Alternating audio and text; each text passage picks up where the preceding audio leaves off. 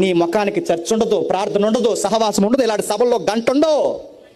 నీ వయసు ఉన్నప్పుడు నీ ఇష్టం వచ్చినట్టు తిరుగుతావు. నీ కళ్ళు బాగున్నప్పుడు నీ చెత్తంతా చూస్తావు. ఇప్పుడు కళ్ళు పోతాయి, ఇప్పుడు బైబిల్ చదివాలని వస్తావు, నీ కళ్ళు కనబడవు. ఇప్పుడు నీ ఓపుకున్నప్పుడు ఇలాంటి సభలకు రావు, చర్చకు రావు. కూలి పనులు, వ్యాపారం, అది ఇది సంపాదన పోగేసుకోవడం అని తిరుగుతావు. ఇప్పుడు వయసు అంతా అయిపోయింది, ఇప్పుడు చర్చకు వచ్చి కూర్చుందంటావు. నేను ఎవడు మోసుకొస్తాడు చర్చకి అని అడుగుతున్నాను నేను. అయిపోయావు. ఒక పాట కానీ, ఒక ప్రార్థన కానీ, ఒక బైబిల్ చదువు కానీ, 60 ఏళ్ళ బతుకులో నీకు దేవుడు అని ఒక్కటి చూపించు. వచ్చిన మందిరం దగ్గర మూలుగుతూ కూర్చున్నావు, వచ్చిన వాళ్ళందరికీ పేర్లెట్టి వెళ్ళిపోయి. ఏది నీ జీవితంలో దేవుడు భక్తి? ఏముంది నీ భక్తిని అడుగుతున్నాను నేను. అయిపోతుంది. కాళ్ళు కాటికి చాపే వయసు అందరికీ వచ్చేస్తుంది. దుర్దినాలు గుర్తుపెట్టుకోండి. భయమో భక్తి, భయమో భక్తి, భయమో భక్తి. అందుకే రాత్రి చెప్పాను, తృప్తి కలిగిన జీవితం ఉంటే, ఉన్న దానితో సర్దుకుపోయి బతకడం నేర్చుకుంటే, మిగిలిన టయాన్ని దేవునికి ఇవ్వడం స్టార్ట్ చేస్తే, నిన్ను మృదువు వచ్చాక ఎత్తుకొని వాడు నీ యెహోవా. గుర్తుపెట్టు.